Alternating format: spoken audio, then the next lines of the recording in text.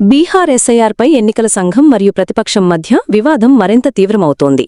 ఓటర్ల జాబితా సవరణ ఎస్ఐఆర్పై ప్రతిపక్షాలు చేసిన ఆరోపణలను ఎన్నికల సంఘం గట్టిగా తిప్పికొట్టింది.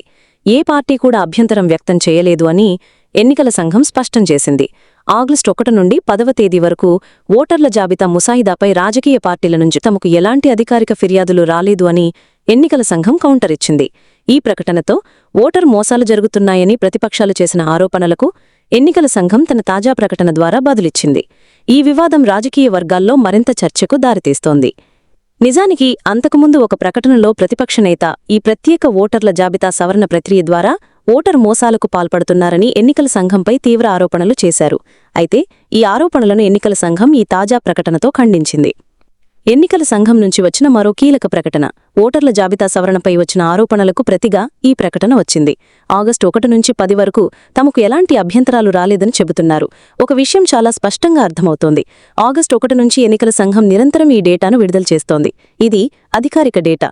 ఒకవైపు ప్రతిపక్షాలు మీడియా సమావేశాలు నిర్వహించి ఈ ప్రక్రియపై తీవ్ర ఆరోపణలు చేస్తున్నాయి. కానీ వాస్తవానికి ఈ ఓటర్ల జాబితా సవరణ ప్రక్రియకు సంబంధించి కేవలం 25,000 సాధారణ ఫిర్యాదులు మాత్రమే వచ్చాయి. కానీ ప్రధాన రాజకీయ పార్టీల నుంచి ఒక్క అధికారిక ఫిర్యాదు కూడా రాలేదు. పార్లమెంటులో కూడా ప్రతిపక్షాలు నిరసనలు తెలియజేస్తున్నప్పటికీ అధికారికంగా మాత్రం ఎన్నికల సంఘానికి ఒక్క అభ్యంతరం కూడా సమర్పించలేదు.